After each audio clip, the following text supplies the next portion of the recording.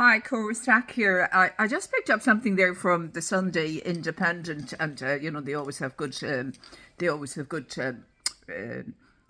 in the Independent, and I've always I was always a great supporter of Mr. Alan English. He was a fantastic editor. He was a fearless editor, and they're few and far between, I think. So, just this story, I think, I think adds another layer of complexity, and it's the title of the video is "Democracy or Hypocrisy: The Truth About Micheál McGrath's New EU Role." Now, I knew Micheál McGrath had flown the nest to Brussels, but wait until you see where he's positioned himself, and it's like an incredible game of chess that whichever way you go.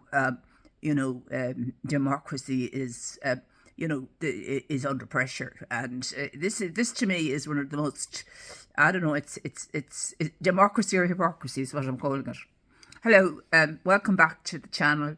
I can't believe I'm still on it. Today we're looking at one of the most puzzling political contradictions in modern and Irish politics. How can Micheál McGrath, the very minister who oversaw the dilution of Ireland's Protective Disclosures Act. Now, this has come out in numerous,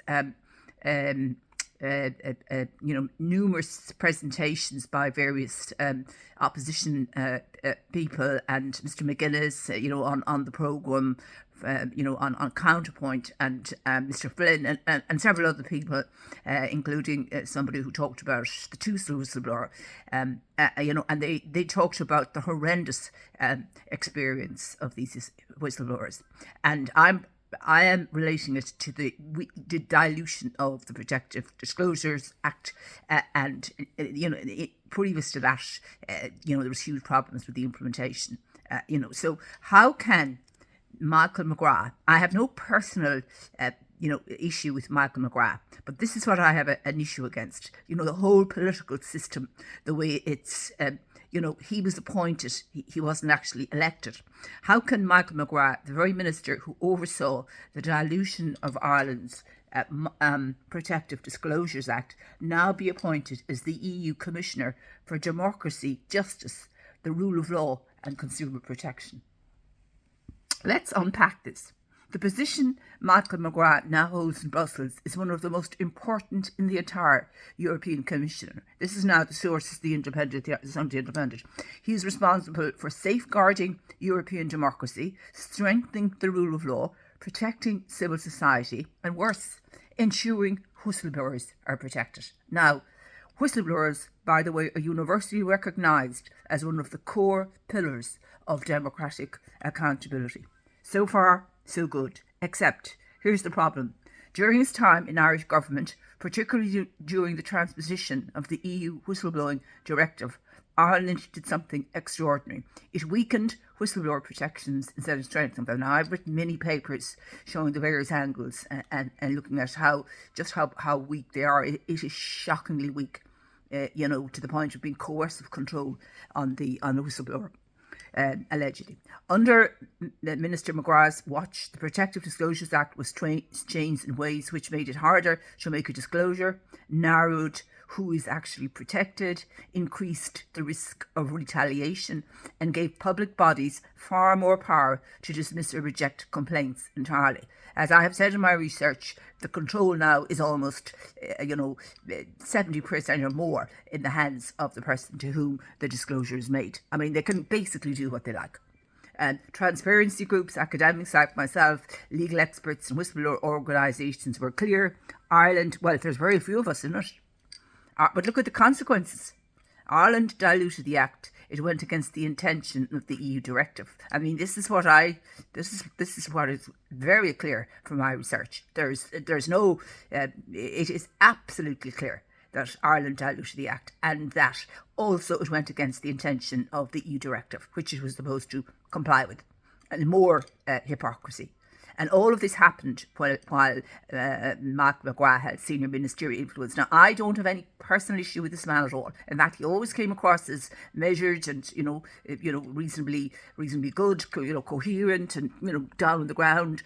But this perhaps this suggests that how could he do what he did and then go and take the minister which is in charge of protecting democracy? This is now fast forward to today. Micheál McGrath is standing in the European Parliament urging Europe, according to the Sunday Independent, to fight every day to protect democracy, which is what I'm doing.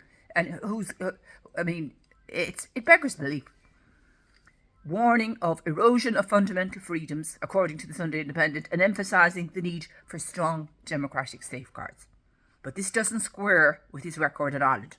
You can't weaken the whistleblower protections at home and then become the EU's champion of democracy abroad. Sorry, this is exactly what happened. He wasn't elected, he was appointed, as I understand it.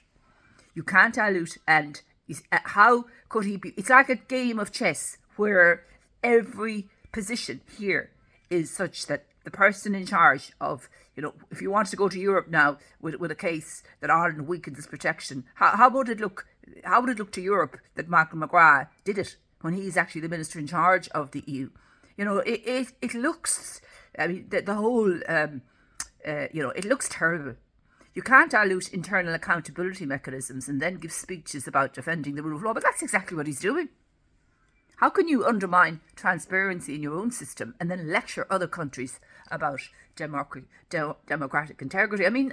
It's unbelievable, brass neck. This isn't consistency. This is political duality at its finest. The contradiction isn't just symbolic, it has real world implications. Ireland now faces questions about whether its implementation of the EU whistleblowing directive is even compliant. And guess who is now responsible for enforcing this compliance? That's right, Micheál McGrath himself. Imagine being the commissioner who may need to examine or even pressure Ireland about shortcomings that he personally helped create.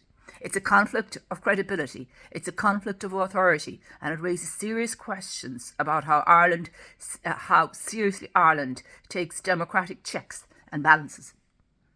McGrath's appointment fits a wider picture in Irish political culture. Celebrate democracy abroad, undermine protections at home, reward insiders with European positions, and leave the damaged domestic whistleblowers face largely unaddressed.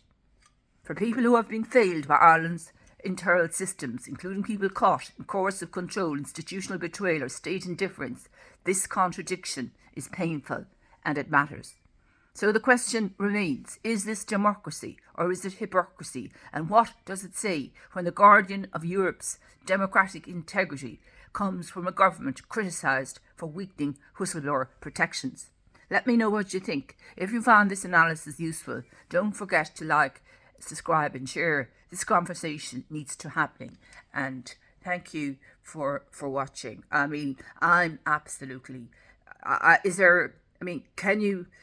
is it possible to be more shocked than this in terms of listening last week to the Dáil about the horrific experience of so many whistleblowers and then the person that diluted the act? So I'm trying to explain do the research as to how and why whistleblowers are so appallingly treated, and I'm saying that it's in the act. It's like the act is saying treat them appallingly by its by its design and implementation. And there's so many people, so how are we going to change if we have now put him in the king position of being in charge of the whistleblowing legislation in Europe? If he's done this to Ireland, what is he going to do to whistleblowing in Europe?